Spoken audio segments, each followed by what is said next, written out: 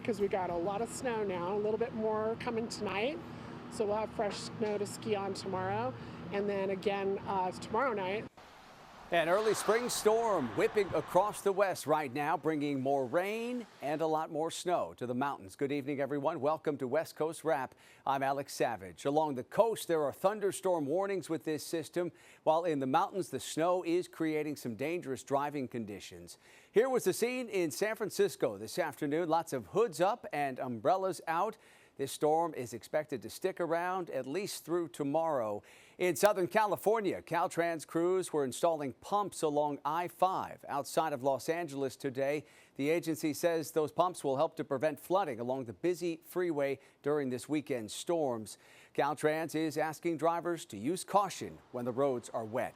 And in the Sierra, snow is falling. It's the latest round of wintry weather up in the mountains. Caltrans is urging drivers to be ready for chain controls and possible closures this weekend, especially along Interstate 80, which cuts right through the Sierra just north of Lake Tahoe. It's a lot of that prep work right now and just doing what we can. And then when things start really getting heavy with that snowflake, that's when those blades start hitting the ground and you're going to really notice them moving any type of snow accumulation we get on the roadway.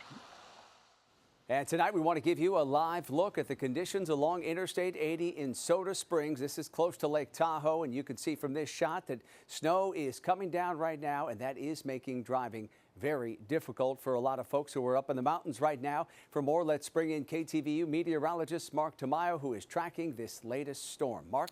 Hi there, Alex. Yeah, this storm really targeting San Francisco out toward the Sierra, as you mentioned, and also down eventually toward Southern California. Take a look at the rainfall totals so far today in the San Francisco Bay Area. Those numbers adding up in a few spots. San Francisco, almost a half an inch of rainfall. Oakland at 0.34. You can see the storm itself on the satellite. So the front moved across the Bay Area earlier today, but here we have this circulation offshore here. And this could lead to some thunderstorms over the next couple days and also some heavy downpours. In fact, all these areas in green for Southern California, from San Luis Obispo to Santa Barbara to Los Angeles, San Diego. We have a flood watch that begins this evening right on through Sunday. And potentially we could have rainfall rates of around 3/4 of an inch an hour. So that's a lot of rain within a short amount of time. This was the scene in Southern California today. Just some clouds out there. Temperature of 64 degrees in San Francisco, looking out toward the Golden Gate Bridge. Lots of storm clouds and temperatures in the lower 50s. And look at this in Seattle, kind of celebrating the Mariners there. You can see temperatures mainly in the upper 50s with lots of sunshine. So here's the breakdown. As you can see, sunshine up in Seattle for tomorrow. The main activity is really focused out towards San Francisco, and then rain and wind for Southern California. Here is the forecast model clearly showing you the bulk of the rainfall focused out toward Los Angeles over the next few days. As we track this system, here is the eventual track headed to the south, and the snowfall will continue in the Sierra for Saturday. Notice it is fairly quiet up in Seattle and Portland as we move into the weekend. So for once, the main activity has kind of shifted to the south, and in the Sierra, that snowfall continues. The winter storm warning continues until 5 p.m. on Sunday, and snowfall could be around 10 to 20 inches. So here's the breakdown once again with the rain for San Francisco for tomorrow, rain for Southern California this weekend. And look at that for Phoenix, 84 degrees on Saturday and a 20-degree drop by Sunday with that cooler system moving onshore. Alex. All right, Mark, thank you. In Southern California, Caltrans says a landslide is still moving tonight, and it's too dangerous to clear it. This is video of Tujunga Canyon Boulevard near Los Angeles. Caltrans is developing a topographic map for planning the safest way to remove all of this dirt. However, the rain that's moving in this weekend is a big concern. This road is closed indefinitely in both directions between the Pacific Coast Highway and Grandview Drive. A Caltrans spokesperson explains what is in the works to try to fix the road. We'll have temporary signal lights at Tujunga Canyon Road, probably in the next, at the end of this week or early next week, so drivers can cross the northbound lanes to the southbound State Route 1 to cross that area, because that's a kind of an alternative route that people have been using. In the meantime, a workaround is really the best bet here. There's no word on a timeline for when Tujunga Canyon Boulevard will be reopened to traffic again. The search for a missing toddler near Seattle has ended with a tragic discovery. Police in Everett believe the body of 4-year-old Ariel Garcia has been found. He was reported missing on Wednesday under suspicious circumstances, last seen at an apartment complex in Everett. The boy's mother has now been arrested and charged with making false statements to authorities. The medical examiner is now working to officially confirm the identity of the body and determine the cause of death. Neighbors say they are devastated. We're out here last night, and the police were all over. We actually went out and looked through our yard because we have a tiered yard. You know, it's kind of hard to get through there. So we went and looked around around the block and around the houses here.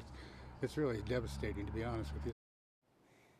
Police say they have found a car of interest connected with this case, and they're trying to figure out where it was between 11 a.m. and 2 p.m. on Wednesday. Detectives found the car in Clark County, and they're asking anyone with surveillance footage of that car to put in a call to Everett Police. A man in Clark County, Washington, is facing new charges tonight in connection to his wife's murder. James Rummel was arrested earlier this week for making false statements after his wife, Lindy, was found dead inside their home on Saturday. Now, Rummel is facing new charges of accomplice to murder. Investigators believe he planned a murder-for-hire plot to kill his wife in order to cash in on a life insurance policy. In Las Vegas, more than 20 hours of video footage has now been released by UNLV's police department showing the December shooting on the school's campus. As Fox 5's Kim Passoff explains, officers were quick to respond when shots rang out. And a warning tonight, the video you're about to see may be difficult for some viewers. A sunny December day. The plaza in front of the student union abuzz with activity. A black Lexus parks on the side of Beam Hall. The gunman retrieves items from the vehicle, placing them in his trench coat, and calmly walks towards the entrance of the building. Once inside, he shoots 4 faculty members, killing 3. Video captures a wave of students run out of Beam Hall, and at the same time, a police car, lights flashing, pulls up to the building, driving on the sidewalk. The UNLV officer had been having lunch and heard the shots. As a group of students exits right in front of him, the officer parks and then runs up the steps toward danger into the building. As he runs in, he tells students to get out. Beam Hall! Exactly 2 minutes after the first students run out, 4 Metro cars pull up. Officers get out and arm themselves and put on bulletproof vests. Within a minute, they move into the building. The campus-wide alert has gone out and the campus is clear. Then, the surviving victim, despite his wounds, runs out of the building. The staff member is given medical assistance by 2 Metro police officers. As they try to stop the bleeding, he collapses onto the ground. What is the last known place that we have? I heard shots fired in there, and that was the last time I saw him on the 2nd floor. As officers try to find the gunman, he emerges from the building, still wearing the black trench coat. He is confronted by a plainclothes officer who grabs his waistband for his gun and jumps for cover. As the gunman opens fire, the officer returns fire. You can see a bullet hit the grass in the exchange of gunfire. The gunman advancing on the officer, walking around the police vehicle where their gun battle comes to an end. The gunman neutralized. This is a different angle. The suspect's feet seen on video as he exits Beam Hall. Another officer springs into action, gun in hand, to help take him down.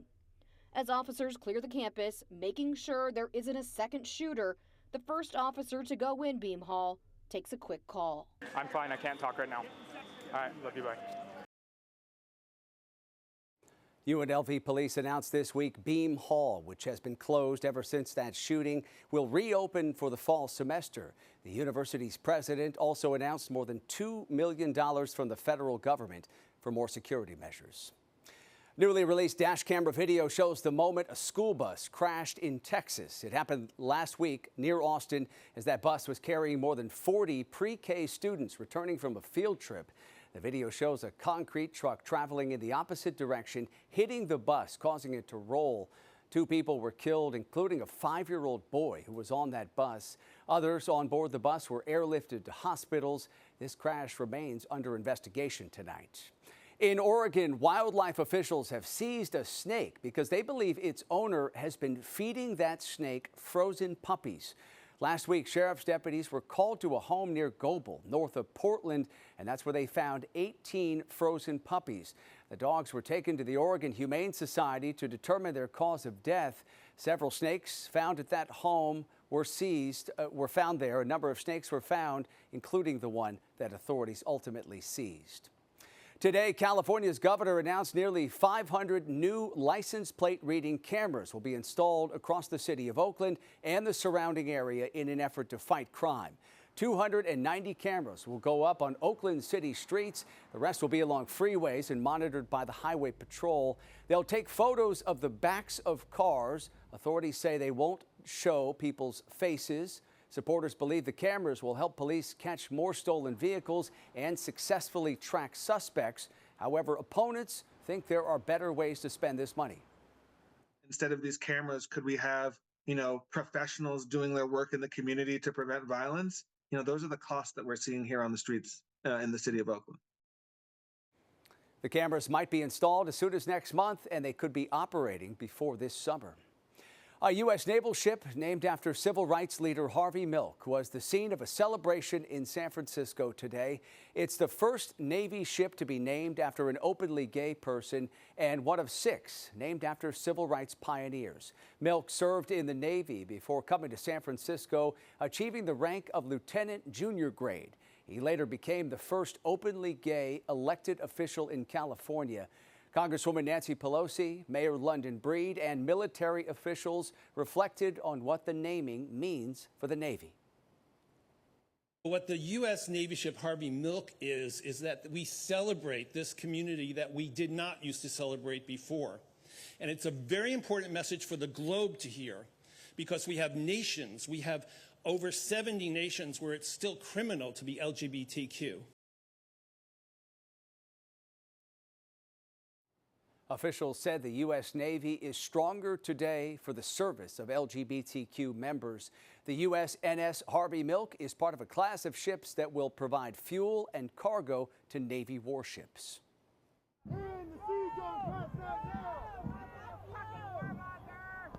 And today's ceremony did prompt a demonstration. Dozens of people chanted and waved signs as the motorcade left that event today. Protesters were calling for a ceasefire in Gaza.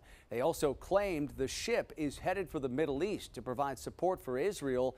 A Navy spokesperson refuted that claim, saying the ship is headed to Norfolk, Virginia, where it will not be deployed for at least a year.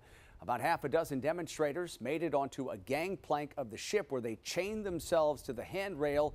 They were ultimately detained by police. New regulations always have a lot of impacts that aren't expected. A new law goes into effect in California next week. How it could help workers at fast food chains and potentially cost customers more money. Also, Nevada's Secretary of State is calling a lawsuit over voter registration meritless. The reasoning behind that suit and how the state's top election official is trying to get it dismissed. The Nevada Secretary of State says he plans to file a motion to dismiss a lawsuit over alleged irregularities in voter registration. The state Republican Party's lawsuit claims 3 Nevada counties have more registered voters than adult citizens over the age of 18. They claim 2 more counties have voter registration rates that exceed 90% of adult citizens. The state says the GOP used 2 completely unrelated data sets to come to their conclusions. In Washington state, Governor Jay Inslee has signed one of the legislative session's most controversial bills into law. Supporters of House Bill 1589 say the goal is to make it easier for one of the state's largest utility providers, Puget Sound Energy, to switch from gas to electric. Many Republicans and some Democrats oppose the legislation, saying it will raise utility rates for hundreds of thousands of customers. Some environmental groups even wrote a letter to Governor Inslee asking for a partial veto. Starting next week, a new law takes effect in California, mandating fast food workers be paid at least $20 an hour. This change will give many low-income workers a boost in pay, but there are complications. KTVU's Tom Vakar has more tonight on the intended and unintended consequences. California's minimum wage is $16 an hour, so workers making that might choose fast food jobs for $20 an hour. That's a 20% pay increase, way above inflation. But customers at Alameda's In-N-Out Burgers were skeptical. I can't even afford to live here, so, and I work a good job, but it's never enough out here, so it doesn't matter. They can get $20 an hour, but it's not going to make a difference. I don't think so, not out here. I think they need more than that to make it out here. I don't know, we'll see. Former EDD director and now employment lawyer at the Duane Morris law firm says this about fast food prices. Certainly there'll be some price increases. We'll see just how extensive they are, and we'll see how they roll out over the next couple months. Not all fast food workers will get it. There's a lot of complexity in terms of which workers are covered and which establishments are covered. The restaurant must be in a chain of 60 restaurants or more nationwide. The restaurants cannot have table servers. The customers must pay for their food in advance. Many exceptions include fast food at airports or restaurants that bake bread. We have a large number of workers in California who are making at minimum wage or slightly above. So many low-wage workers may just quit for higher wages elsewhere. Other sectors that have workers who are making less than $20 an hour have expressed concern that their workers will leave those jobs and move to fast food restaurants. Again, we'll see. Then there's the UAW effect. When the UAW wanted strike, non-union automakers started increasing wages so as not to lose their workers. So employers of low-wage earners, such as long-term care certified nurse assistants, they're the very bedrock of long-term care, as well as other healthcare workers and retail workers, may have to do the same. New regulations always have a lot of impacts that aren't expected. Given that California's unemployment insurance fund is $20 billion in the red, an automatic tax to make that up goes to the employers, and you are paying for it. Tom Bakar, KTVU, Fox 2 News. Phoenix's Sky Harbor Airport is getting $36 million in federal funding, all thanks to a bipartisan infrastructure law. That money will be used to replace old air conditioning units inside the airport with new ones that are more eco-friendly. There's also a plan to reduce traffic congestion heading into Sky Harbor. If you have complained that the signs are confusing, we are answering today. So thank you to the congressman for helping make sure that traffic coming into the airport is smoother and a little bit easier to get around. There is also a plan to build a cultural corridor on the west side of the airport, which will celebrate Phoenix's history. All right, we want to turn back now to the storm that is moving here into the West Coast, bringing rain and some snow up in the mountains. Mark is tracking it. Yeah, that's right, Alex. Still talking about that storm, as you can see, which has been focused in the Bay Area. Not only a rain producer, but a wind producer as well. All these areas in yellow under a wind advisory, and the areas in red, actually south of Monterey Bay, approaching the Central Coast, under a high wind warning. Here is the latest on the satellite. See, pick out this big circulation near the San Francisco Bay Area. This is on track to head towards Southern California over the next 24 hours. As we check out the radar right now, there's not a lot to show you up in the Pacific Northwest. So in fact, they have a sunny weekend, at least for Saturday, up towards Seattle. Lots of action, though, on the radar here for the Bay Area and also out to the east, right around the Sacramento Valley and out toward the Sierra. They have the winter storm warning in place right now through a good portion of the weekend. As we move the maps back out toward the coast, closer to San Luis Obispo County, you could see some thunderstorms popping up here. So lots of active weather approaching the Central Coast, and this will eventually head towards Southern California by later on tonight and into your Saturday. Showing you this, the current temperatures across the west, and we're checking out right now. It's 53 in Seattle, 52 in San Francisco, upper 50s in Los Angeles, and it's a warm 81 degrees in Phoenix right now. They're going to have some gusty winds into the weekend for the Phoenix area. So here's what's happening for tomorrow. Sunshine up in the Pacific Northwest. This is the main feature, though. This area of low pressure approaching rain and wind for Southern California. Then lots of sunshine, though, out toward Denver. So once again, this circulation will be on the move, and it will create the possibility of some thunderstorms as we head into the weekend. Also, still all that snow in the Sierra. This continues to move toward Southern California California as you can't pick out into a Saturday. So with that, they have the active weather pattern there. And then eventually into early next week, this system will be on the move. And as a result, the conditions should gradually improve into early next week. But of course, we'll be talking about some rain showers for parts of California and also some snow showers as we head into Easter Sunday. But some changes will develop. In fact, if you want a drying trend into early next week, that could be setting up for parts of the West Coast. Alex. Mark, thank you. Up next for us tonight here on West Coast Wrap, we're just a few days away from what would have been Cesar Chavez's 97th birthday. We'll show you how one Arizona community is honoring the life and legacy of the labor rights activist. Also, this year's men's Final Four is being held in the Phoenix area, the work that's going into making this an event to remember. Tonight, Hollywood is remembering the life of legendary actor Louis Gossett Jr. Family members say he died last night in Santa Monica. Gossett appeared in many hit television shows and movies and is credited with shattering racial and cultural barriers in Hollywood. He starred in the miniseries Roots and in 1982 became the first black man to win an Oscar in the Best Supporting Actor category for his role as a Marine drill instructor in An Officer and a Gentleman. A cause of death has not been given. Louis Gossett Jr. was 87 years old. In Arizona, the city of Mesa is honoring the life of labor leader Cesar Chavez ahead of this Sunday, which is Cesar Chavez Day. Today's celebration happened at the Eagles Community Center. A new plaque was unveiled in Chavez's honor. The labor leader's grandson, Andres Chavez, is the head of the National Chavez Center. He says his grandfather remains an important icon in Latino culture. When young kids, especially young little brown kids, get to see somebody who looks like them on a public space, they too are inspired that maybe one day they can be on a mural. Chavez says his grandfather's message of determination and community involvement continues to resonate today. In Oregon, a puppy rescued from a house fire has found a forever home with a firefighter and his family. The puppy, named Smokey, was saved after a house caught fire in Brookings, Oregon. 3 other dogs didn't survive the fire, but Smokey did. The puppy was severely burned and was recovering at a humane society when he caught the interest of a fire chief in a nearby town. Corey Bryant and his wife fell in love with the pup and, with the family's blessings, adopted Smokey. Did not expect him to go viral like this. I was just trying to do the right thing and adopt him and give him an awesome home. So it's a pretty neat story. He's expected to make a full recovery. He'll have a couple bald spots, but lots of character.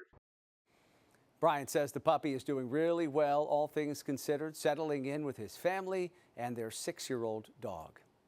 All right, finally tonight, the NCAA Men's Final Four is happening next weekend, and the Phoenix area is making sure it is prepared. Today, crews began installing the official court for next weekend's round of games at State Farm Stadium in Glendale.